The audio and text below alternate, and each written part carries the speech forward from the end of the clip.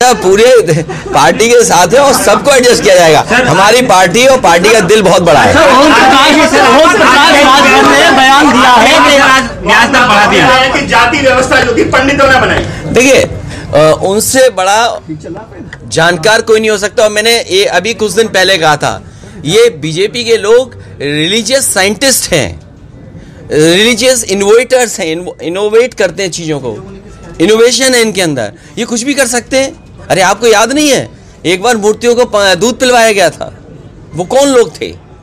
उस साजिश के पीछे कौन लोग थे?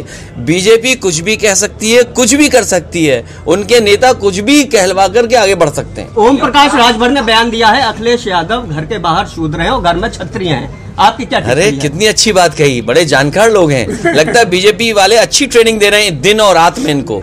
राहुल गांधी कह रहे हैं कि योगी जी मांगी खा गए और बीजेपी अधर्म कर रही है। देखिए राहुल गांधी जी कभी कभी तो ठीक कहते हैं और नहीं मैं मानता नहीं, मैं राहुल जी के लिए कह रहा हूं।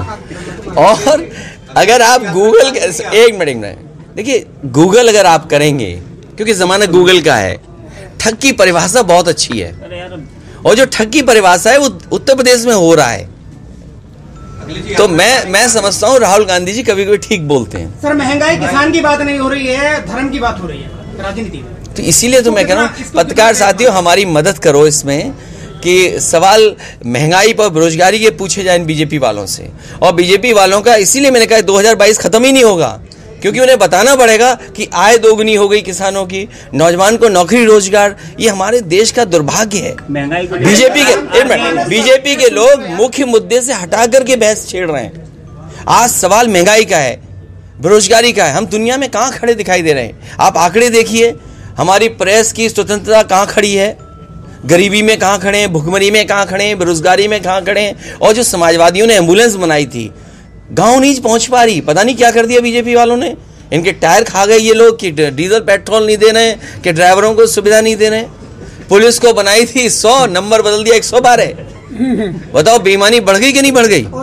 क्योंकि वो नंबर बढ़ा तो पुलिस ने समझा हमें भी अपनी बढ़ानी है कुछ, उन्होंने भी अपनी व्यवस्था बढ़ा ली। देखिए वो सवाल मैंने कहा, ये जो रामचरितमानस को लेकर के या धर्म को लेकर, भगवान को लेकर के, मैंने कई बार कहा कि हम समाजवादी लोग हर भगवान को मानते हैं, भगवान विष्णु के सभी अवतारों को मानते हैं और जितने भी ग्रंथ हैं उन सबको मानते हैं, लेकिन जो गलत है वो गलत है। इसीलिए मैंने कहा मुख्यमंत्री जी से अच्छा कोई व्यक्ति नहीं हो सकता। वो संविधान की शपथ लेके बैठे हैं, वो एक पीठ मठ से आए हैं, खुद को वो कहते हैं वो योगी हैं, तो उनसे अच्छा जवाब कोई नहीं दे सकता। इसलिए सदन में मैं उनसे जरूर जानना चाहूंगा कि शूद्र क्या है। और ये 5000 साल से पुरानी लड़ाई है, एक पे ले जाएंगे और अचानक वो 20 की सूची से भी बाहर हो जाए, फिर लग रहा है कि फिर सूची में आ रहा है। आखिरकार सरकार क्यों मदद कर रही है? मुझे याद है उत्तर प्रदेश में सरकारी कर्मचारियों का, बिजली विभाग के लोगों का, प्रोविडेंट फंड का पैसा DHFL में इन्वेस्ट किया गया था। DHFL नुकसान उठा गई, कंपनी फेल हो गई।